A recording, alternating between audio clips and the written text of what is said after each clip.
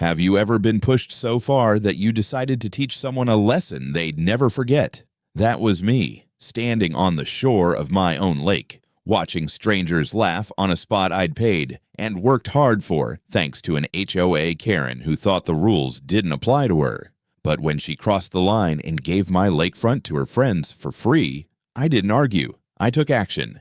And let's just say their day of fun ended with mud, chaos, and a whole lot of regret. Let us know where you're watching from today, and if you're new here, don't forget to like this video and subscribe to join our growing community. I bought that lake property 10 years ago, and from the moment I set foot on it, I knew it was more than land and water, it was freedom. After decades of working long days in construction, pouring sweat into every nail and beam, I wanted a place that belonged entirely to me. This lake, with its glassy surface and towering pines, was my reward for years of labor that left my hands rough and my back aching. I still remember that first morning I stood at the shoreline. It was late spring, and the air smelled of fresh rain and pine needles. Mist floated over the surface like a thin blanket, and the only sounds were the birds calling to one another and the soft lapping of water against the bank. I felt something stir in me that I hadn't felt in years, a kind of deep, quiet pride. This wasn't just a piece of land I bought. It was my sanctuary, my escape from the chaos of the world. I spent the first summer fixing up the place, clearing brush, building a sturdy wooden dock, and setting up a small shed for my fishing gear. Every nail I hammered, every plank I laid, reminded me that this was mine. No bosses, no deadlines, no city noise, just me, the lake, and the open sky.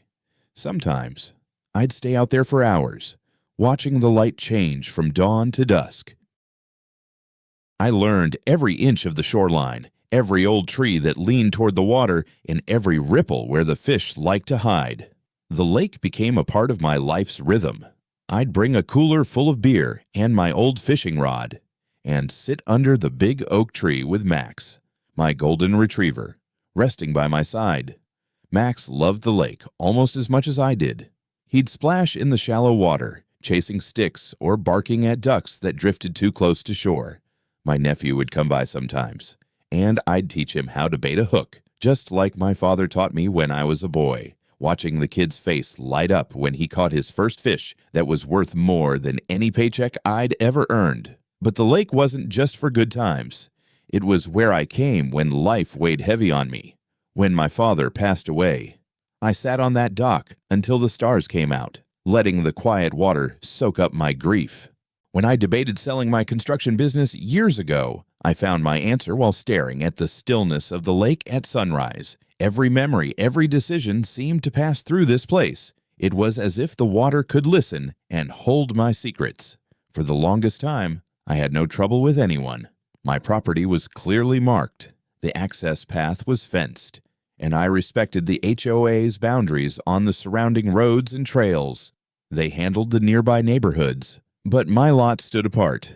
It was private, bought outright, fair and square, with a deed in my name. At least, that was how it was supposed to work. Then came the new board members. At first, I didn't pay them much attention. They sent their usual letters about landscaping and trash pickup, none of which applied to me. But one of them, a sharp-tongued woman everyone called Karen, started showing up uninvited. She'd comment on how nice my lakefront looked and ask why I kept it closed off. "Wouldn't it be lovely if all the neighbors could enjoy this view?" she said once, smiling, that fake sweet smile. Her tone wasn't friendly. It was the kind of tone that said she believed she had the right to take what wasn't hers. I brushed her off, telling her politely but firmly that this was private property. She didn't own it, the HOA didn't own it, and I wasn't interested in sharing it. For a while, she backed off, though I could tell she didn't like being told no. Something in her eyes told me she wasn't done. Then one Saturday evening, I drove up to the cabin for some quiet fishing. Max was in the back seat, his head hanging out the window, his tail wagging like he knew we were about to have a good night. But when I pulled into the driveway, I noticed something wrong. There was noise, loud laughter, voices shouting, and even music playing. My stomach tightened. No one was supposed to be there. I parked and followed the sound down the path toward the lake. That's when I saw them. A whole group of people, 8, maybe 10, spread out across my dock and shoreline like they owned the place. They had lawn chairs set up, coolers overflowing with drinks, and a grill smoking near the water. My dock, my chairs, my space. And there, in the middle of them, sipping from a wine glass and barking orders, was Karen. For a moment, I just stood there, frozen. I could feel my blood pounding in my ears. This lake, my quiet sanctuary, had been turned into a circus. And Karen was standing right at the center of it all, smiling like a queen holding court. I clenched my jaw and took a deep breath. I didn't say anything, not yet. But as I stood there watching them stomp all over what was mine, one thing became clear. This wasn't going to end with a polite conversation. Karen didn't waste time making her presence known. From the first day I saw her at a board meeting, she acted like she was running the whole neighborhood. She was the kind of person who believed that every fence line, every mailbox, and every inch of shared space should answer to her. At first, I thought she was just another loud voice with too much free time. I had no idea she'd set her sights on my lake. It started small questions disguised as casual conversation. One morning, while I was cleaning out my tackle box on the dock, I heard footsteps behind me. I turned around, and there she was, dressed in a crisp white blouse and holding a clipboard like she was inspecting something. "What a beautiful spot you have here," she said, with that sweet but condescending tone. "Do you ever let the neighbors use the lake? It seems like such a waste for just one person to enjoy." I gave her a polite but firm answer. "It's private property, ma'am. I bought it, I maintain it, and I keep it that way for a reason. It's my place to relax." Her smile tightened. "Oh, I understand," she said, though the look in her eyes told me she didn't. "But wouldn't it be nice to share? Imagine the kids in the neighborhood swimming here in the summer, or families having picnics by the water. We're all part of the same community. After all," I stood my ground, "it's not a public park. If someone wants a lake, they can do what I did, work hard and buy one." She didn't like that answer. I could see her jaw tighten before she forced another smile and walked off. I figured that was the end of it, but I was wrong. Within a week, I started noticing more of her so-called friendly visits. She'd stroll by when I was working on my property, asking questions about my boundaries, or hinting at how unfair it was that the HOA didn't control the lake. She even brought up the idea of organizing community events near my shoreline. Every time, I shot her down politely but firmly. One day, she took it a step further. I was hauling a new batch of firewood to my cabin when I heard shouting near the water. When I walked down, I found 2 kids splashing around at the edge of the lake, their bikes tossed on my property. A woman I didn't recognize, clearly a friend of Karen, was sitting on my dock with her feet dangling in the water. I walked over and asked, "Can I help you?" She looked at me like I was the intruder. Karen said it was fine. "She told us you don't mind." That was the moment my patience started to wear thin. I told them this was private property, and they needed to leave immediately. The woman rolled her eyes but eventually gathered the kids and left, muttering something about me being selfish. Later that day, I confronted Karen about it. "Don't send people onto my land," I said, keeping my tone as calm as I could. She laughed, like I'd just told her a joke. "Oh, come on. It's just a bit of fun. You've got so much space here, it's not like you even notice when someone takes a swim." I stepped closer. "I notice. And if it happens again, I'll call the sheriff. This isn't a playground for you or your friends." Her face turned from smug to angry in a heartbeat. "You don't have to be so dramatic. It's just water. I didn't bother arguing." I walked away, but my gut told me this wasn't over. Karen wasn't the type to back down. She was the type to push and push until she got her way or until someone pushed back harder. The very next weekend proved me right. I arrived at the lake with Max to find my gate wide open. A line of tire tracks cut through the dirt, leading straight to the dock. When I followed them, I found 3 cars parked in the clearing near my shed. And there they were again, Karen and her friends, lounging like they owned the place. This time, I didn't stay silent. I walked straight up to Karen. Get off my property. Now." She smirked, sipping from her wine glass. "Oh, don't be like that. We're just enjoying the view. You're not even here most of the week, so why should this spot stay empty? Because it's mine," I shot back. "You have no right to be here, and you know it." She rolled her eyes. "You're being unreasonable. If you just let people enjoy the lake, you might make some friends instead of enemies." I pointed toward the road. "Last warning. Pack up and leave, or I'll call the sheriff and have every one of your cars towed." The group muttered complaints, but they eventually started packing up. Karen gave me one last look, sharp as a knife, before walking away. That look told me she wasn't done, not by a long shot. I had no idea how far she was willing to go, but I could feel the storm brewing. I thought that after our last confrontation, Karen would back off. Most people, when faced with someone ready to call the sheriff, think twice before pushing further. But Karen wasn't like most people. She had that stubborn kind of pride, the kind that thrives on testing boundaries. I should have known better than to think a single warning would scare her off. It was a warm Saturday afternoon when I decided to head out to the lake for some peace and quiet. I'd been up since dawn, fixing a broken fence post on the far end of my property.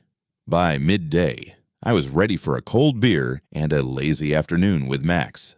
The sun was high, and I could already picture myself sitting under the oak tree, watching the ripples on the water while Max chased dragonflies along the shore. But as I got closer to the lake, something felt off. Even before I reached the driveway, I could hear the faint thumping of music, loud, fast, and completely out of place in my quiet sanctuary. My jaw tightened. I drove slower, and as I rounded the last bend, my stomach dropped. The clearing near my dock looked like a parking lot.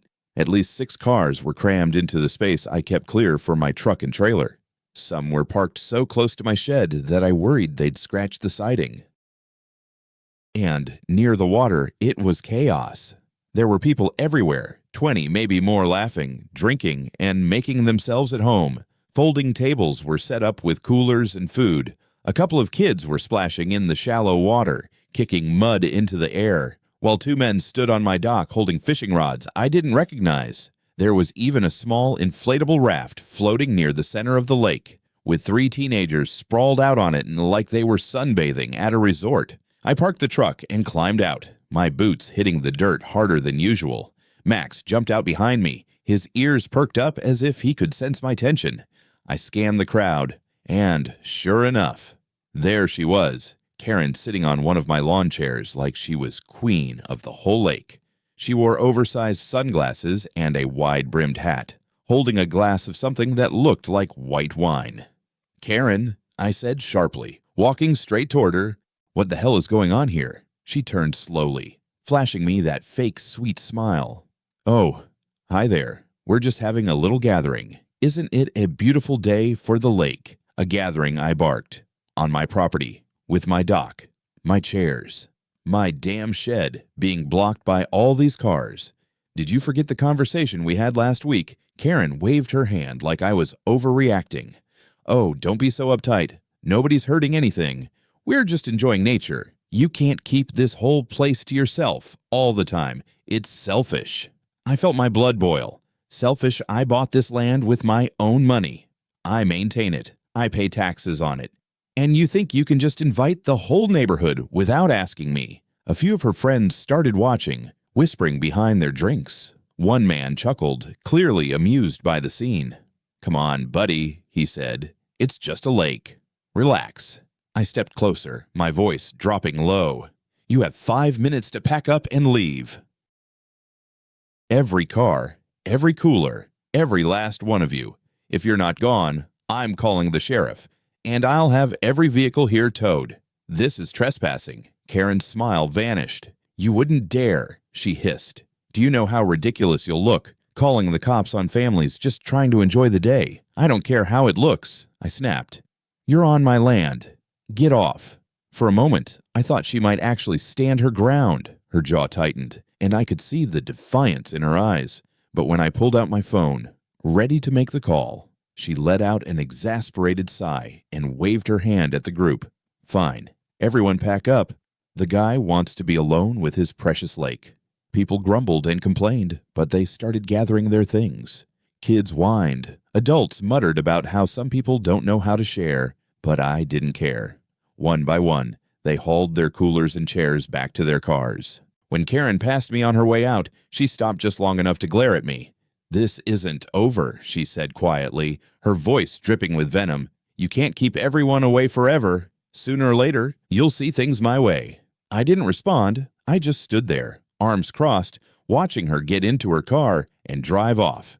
Max came up to my side, nudging my hand like he could tell I was on edge. After they were gone, I looked around at the mess they'd left behind, trash scattered near the dock, muddy footprints on my chairs, and the smell of smoke from their cheap charcoal grill. It felt like someone had trampled all over my peace, leaving behind nothing but disrespect. That night, as I sat on the dock watching the sun sink behind the trees, I realized something. Karen wasn't just annoying, she was testing me, and if I didn't push back harder, she'd keep doing it. I've never been the kind of man to go looking for trouble. Most problems, in my experience, can be settled with a firm word and a calm head. But after that stunt Karen pulled with her impromptu lake party, I knew I couldn't just let things slide. If I gave her an inch, she'd take the whole property and pretend it was hers. So I decided to handle it the way I knew best, straightforward and face-to-face. The very next morning, I saw her. She was out by the community garden near the entrance road, pruning flowers like she owned the entire place. I parked my truck, took a deep breath, and walked right over. She saw me coming and straightened up, brushing imaginary dirt off her spotless white shirt. "Well, if it isn't our lake guardian," she said with that fake laugh of hers. "Here to scold me again. I'm here to make things clear," I said. "Yesterday was the last time anyone trespasses on my property. No more parties. No more strangers. You tell your friends, your neighbors, whoever it is you've been inviting, that my lake is off limits." She tilted her head like she didn't quite hear me. "Oh, come on. You can't be serious. We just had a little fun, and nobody got hurt. You act like I broke into your house." I crossed my arms, my tone steady but firm. "It's the same thing. You don't have the right to set foot on my land without permission, and if it happens again, I won't be coming here to talk. I'll be calling the sheriff. That's a promise." Her smile tightened, and for the first time, I saw a flicker of annoyance in her eyes. "You don't have to threaten me. I'm just trying to bring the community together. People around here respect me because I make things better." I couldn't help but chuckle, though it wasn't out of humor. Better for who you think giving away something that isn't yours makes you a hero. You're wrong. Karen, all it makes you is a trespasser. She stared at me for a long moment, like she wasn't used to anyone telling her no. Finally, she sighed and waved me off. "Fine." Have your precious lake all to yourself. Don't expect anyone to like you when you live like this. Though, I didn't care about being liked. I cared about peace. And if keeping that peace meant being the bad guy in her eyes, so be it. I walked away, certain I'd made my point. Or so I thought. A few quiet days followed. I came to the lake after work, tossed a line into the water, and enjoyed the quiet evenings with Max at my feet. It felt good to have my space back. But deep down, I couldn't shake the feeling that Karen wasn't done with me. The woman had a way of holding grudges, and I'd just handed her one big enough to carry for months. Sure enough, my gut proved right. A week later, I got a letter in the mail from the HOA. It wasn't addressed to me personally, but the message was clear. It was a proposal to make the lake available for seasonal community events, complete with a vague suggestion that property boundaries might be reevaluated for fairness. I laughed out loud when I read it, but it wasn't a happy laugh. She was trying to use the HOA to pressure me. That's when I realized talking wasn't going to be enough. Karen was the type who only understood consequences. I didn't want to escalate things, but I was starting to think I might have no choice. The next time I saw her, it was at the mailbox cluster. I walked up just as she was collecting her mail. She glanced at me, smirked, and said, "Did you get the letter? I think it's a lovely idea. Everyone could use a little more fun." I didn't take the bait. If I see anyone on my land again without my permission, I'll treat it as trespassing. Sheriff's Department, towing, the works. That's my final warning." She rolled her eyes and turned away. "You're no fun. No wonder you live out there all alone." I didn't respond. I just walked back to my truck, feeling my patience wearing thin. I'd given her more warnings than she deserved, but something told me she wasn't going to stop until I made her regret it. That night, sitting on my dock with Max curled beside me, I thought about my options. I could keep calling the sheriff every time she crossed the line, or I could do something that would make her and anyone else think twice before messing with me again. I didn't have a plan yet, but I knew one thing: if Karen wanted a fight. I was done playing nice.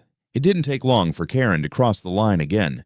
She couldn't help herself. Someone like her thrives on pushing limits just to see if you'll snap. And after weeks of her little games, I was on the edge of snapping. It was the first Saturday of July, a day I'd planned for myself. I'd stocked up on supplies, cold beer, marinated steaks, fresh bait for an evening of fishing, and headed out to the lake early that morning. I wanted a full day of peace, away from people and their nonsense. But when I pulled up, my stomach turned. The gate to my property was wide open, not just unlatched, wide open. As I drove down the dirt road, I saw tire tracks everywhere, cutting deep into the soft ground from the week's rain. My gut clenched before I even saw the crowd. There they were again. Not just a few people this time. This was a full-on invasion. At least 20 cars lined the clearing, parked in every available spot, blocking my shed and half the road. My dock was swarming with strangers. Coolers stacked high, smoke from multiple grills rising into the air. Kids were screaming and splashing in the water. There was a floating inflatable pool anchored near my fishing spot, and someone had even set up a portable speaker blasting music loud enough to echo off the hills. And who was at the center of it all? Karen, standing there with her wine glass, laughing like she owned the place. She didn't even look guilty when she saw me. In fact, she waved. "Isn't this great?" she shouted over the music. "I told everyone you wouldn't mind if we had a big 4th of July weekend here." My hands tightened on the steering wheel. I parked the truck hard enough for the tires to crunch gravel, jumped out, and stormed down to the water. Max ran alongside me, barking as if he knew I was about to explode. "What the hell is this?" I shouted, my voice cutting through the music. "Didn't I tell you more than once to stay off my property?" Karen smirked, sipping her drink. "Oh, calm down. We're celebrating. It's a holiday weekend. You can't expect everyone to sit at home when there's a perfect lake right here. I don't care if it's Christmas, the 4th of July, or your birthday." I snapped. "This is my land. You don't get to invite half the neighborhood to it like it's yours." One of her friends, a guy with a baseball cap and a smug grin, piped up. "Come on, man. Don't be such a stick in the mud. It's just a lake. You're acting like it's gold or something." I turned on him. "I don't know you, and I sure as hell didn't invite you. Pack your stuff and leave. All of you. Now." Karen's smile faded. "You're being ridiculous. I'm on the HOA board, and I say we have every right to enjoy this land. It's part of the community." I laughed bitterly. "Community? You mean my private property? Show me where your name is on the deed." "Go ahead. I'll wait." She glared at me, clearly not expecting me to push back that hard. "If you want to make this ugly, go ahead. But I can promise you, you won't win. I have friends on the board, and if you're not careful, we'll vote to open this lake to everyone." I took a step closer, my voice low and sharp. "You try it. I'll take you and every last one of them to court. I'll spend every penny I've got making sure none of you come near this place again. You think I won't test me?" The group grew quiet. Karen's confident smirk wavered for the first time. But instead of backing down, she gave me a defiant stare. "Fine. Call the sheriff if you want, but I'm not moving a single car until this party is over." That was the moment I realized words wouldn't solve this. Talking to Karen was like shouting at a wall. She didn't respect anything but force, and I was done trying to be polite. I left without another word. I got in my truck, Max leaping into the passenger seat, and drove back up the road. But I wasn't heading home. I was heading to the far end of the property where the old drainage system ran beneath the dam. That lake wasn't just for fishing. It had a maintenance outlet, a simple but effective drain I'd had installed years ago for water management. With one good twist of the valve, I could lower the water level fast enough to make the dock useless. And if Karen wanted to keep throwing her parties, I'd show her what a party looked like when there was no water left to enjoy. As I stood by the old valve, hands dirty from years of use, I felt my anger settle into something sharper resolve. Karen wanted to push me. Fine. I'd push back harder. I didn't waste any time once I made up my mind. I'd had enough of Karen's arrogance, her entitled friends, and the way she acted like my hard-earned property was just another playground for the neighborhood. She thought she could walk all over me. Well, that day, I was done being walked on. The drain valve was something I hadn't touched in years, but I knew exactly how it worked. When I had the system installed, it was meant for emergencies like heavy storms when the water level got too high. It was never meant for petty revenge, but as I stood there staring at the handle, I knew this wasn't petty. This was about respect. This was about drawing a line Karen would never dare cross again. I gripped the handle with both hands and twisted it hard. At first, the old metal groaned like it didn't want to budge, but then I heard the satisfying rush of water starting to flow through the outlet pipe. The sound was like a low roar, a steady current that pulled gallons of water out of the lake and down the creek bed below. I gave it a few more turns, then stepped back, watching as the surface of the lake began to ripple, the level sinking so subtly that only I could see it. I didn't stop there. I walked back to the truck, drove around to the clearing, and parked where everyone could see me. Karen was still there, holding her glass of wine like she was queen of the world, laughing with her friends. When I stepped out, I didn't say a word. I just leaned against my truck and waited. It didn't take long. Within half an hour, the shallow parts of the lake started to expose mud patches. The kids splashing near the shore were the first to notice. Their laughter turned into squeals as they stood ankle-deep in sticky brown mud where there'd been water just moments ago. The inflatable raft that had been floating lazily on the surface began to tilt as the water line dropped, forcing the teenagers to drag it closer to shore. "What's going on?" one of the adults shouted. I crossed my arms and smiled. "Looks like the lake's a little low today. Maybe it's time to wrap up the party." Karen's head whipped around, her sunglasses sliding down her nose as she took in the sight of her perfect lakeside scene, turning into a muddy mess. "What did you do?" she yelled, storming toward me. "Just a little maintenance," I said calmly. "Figured I'd take care of it today while I had some uninvited guests." Her face turned red. "You can't do that. This is ridiculous. People are here to enjoy themselves." I raised an eyebrow. "On my property."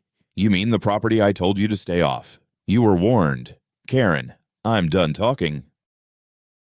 The music cut out as someone scrambled to pack up their speaker, realizing the water line had dropped a good foot in just an hour. Grills were being doused, chairs folded up, and coolers dragged back to the cars. The once cheerful party now looked like a scene of chaos, with people slipping in the mud and muttering about the crazy guy with the lake. Karen, of course, wasn't about to leave quietly. "You'll regret this." She spat. "The HOA will hear about this, and I'll make sure you pay for ruining everyone's day." I stepped closer, my voice low but firm. "You've been trespassing. Karen, every single time you step on my land, you're breaking the law. Do you want me to start calling the sheriff every weekend? Because I will." Her mouth opened, but no words came out. For the first time since this war started, I saw something in her eyes I hadn't seen before. Hesitation. She turned on her heel, stomping back to her car while barking orders at her friends to pack up faster. Within an hour, the place was empty.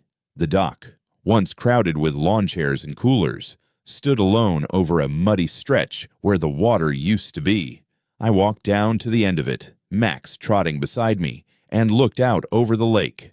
The water line was down at least 2 feet now, and it would take days to recover, even if I closed the valve right then. For the first time in weeks, I felt peace, not because I drained the lake, but because I finally sent a message Karen couldn't ignore. As the sun dipped low, I sat on the edge of the dock, Max leaning against my side, and thought about what came next. Karen wasn't the kind to give up easily. She'd come back, one way or another. But now she knew I wasn't bluffing. I wasn't just some quiet guy with a lake. I was a man who'd fight for what was his. The next morning, I woke early and walked down to the lake with a cup of coffee in hand. The sight made me grin. The water had dropped even more overnight, leaving long streaks of muddy shoreline. My once clear lake now looked like a shallow puddle in places, and the dock's lower posts were sticking out, caked with muck. It wasn't pretty. But that wasn't the point. The point was that the lake was mine, and I'd just proven it. By mid-morning, I heard the sound of tires crunching on gravel. A caravan of SUVs and sedans pulled into the clearing, led by none other than Karen. She stepped out in her usual pristine outfit, a crisp blouse and spotless white sneakers, clearly expecting to host another day of fun on my land. The sight of her friends piling out with coolers and floaties made my blood simmer. Then they saw the lake. "What on earth happened here?" Karen shouted, throwing her arms wide. The others looked confused, some muttering about how gross the mud looked. A couple of kids pointed at the receding water and wrinkled their noses. I walked out from my shed, calm and collected. "Morning, Karen," I said, taking a slow sip of my coffee. "The lake's a little low today. Guess you'll have to take your party somewhere else." She spun on me, her face flushed. "Did you do this? Did you drain your own lake just to ruin our day?" I gave her a half smile. "My lake. My choice. I told you trespassing wouldn't be tolerated. You didn't listen, so I made sure you wouldn't have anything to trespass on." Her jaw dropped. "You're insane. Do you know how ridiculous this looks? You can't just ruin something that belongs to everyone." I cut her off, my voice sharp.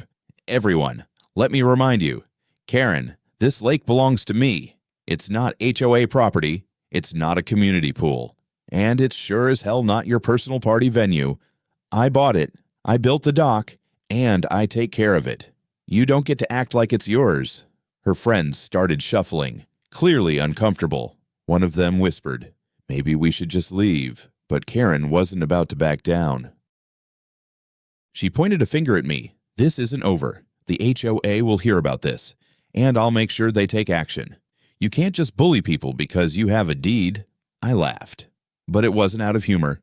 "Go ahead and call whoever you want.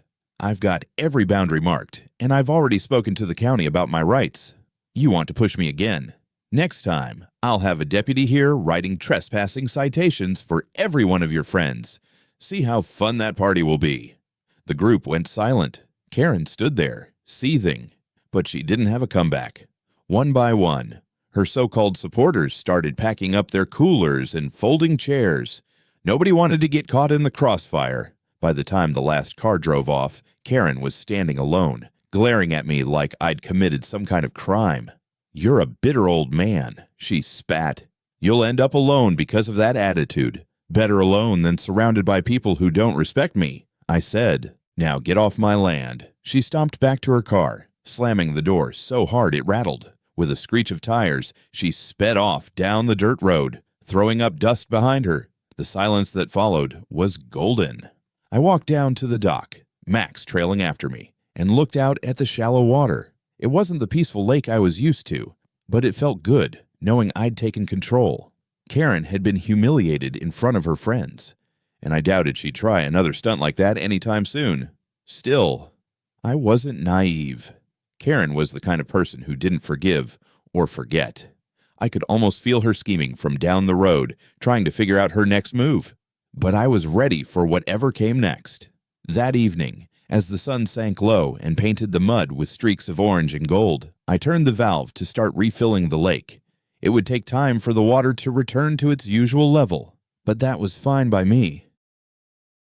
Sometimes you have to drain something dry to make people appreciate its worth. The lake took nearly a week to return to normal. Each day, I went down to check the water line, watching it slowly rise, inch by inch, while Max sniffed around the damp, muddy banks. It felt good to see it returning to the calm, reflective surface I loved. The dock, stained with dried mud, looked like a veteran of a small war, but it stood strong, much like I felt after facing down Karen and her crowd. During those days, the neighborhood gossip mill worked overtime. I overheard whispers at the local store about the guy who drained his lake just to spite the HOA. Some people thought I'd gone too far. Others told me quietly that they wished they had the guts to stand up to Karen the way I did. I didn't care much what they thought, as long as everyone understood one thing: my property was not a free-for-all. Karen, surprisingly, stayed quiet. No more surprise visits, no loud parties, no strangers parked on my land. I didn't trust her sudden silence, but I welcomed it. Peace had returned, and I intended to hold on to it. A week after the big confrontation, I got a letter in the mail from the HOA. I expected trouble, maybe a complaint, maybe even a threat, but what I found was almost laughable. It was a formal reminder that the HOA encourages community sharing of natural spaces, but acknowledged that my property was technically outside their direct jurisdiction. In other words, they had no legal ground to stand on. I pinned that letter to my fridge as a personal trophy. The following weekend, I sat on the dock with my fishing rod, the sun warm on my back, and Max curled up at my feet. The water was nearly back to its full level, glistening like glass. I thought about how close I'd come to losing the peace I'd worked so hard to build, all because of one entitled person who believed she had more rights than she did. But as I sat there, I realized something else. This whole mess had taught me more than just how to deal with a Karen. It reminded me why I fought so hard to get this place in the first place. It wasn't about showing off or keeping others out for the sake of it. It was about having something that was truly mine, something I earned through blood, sweat, and years of hard work. That lake was my reward, my escape, and no one was going to take that from me. I also realized that standing up for yourself doesn't always mean shouting the loudest. Sometimes it means doing something bold, something that sends a message no one can ignore. Draining the lake might have seemed extreme to some, but it worked. Karen got the point. She hadn't been back, and I doubted she ever would. A couple of days later, I ran into one of Karen's friends at the grocery store. She looked embarrassed, mumbling an apology about not realizing it was really private property.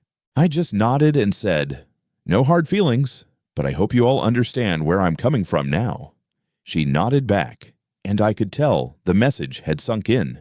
By the end of that month, life around the lake was quiet again.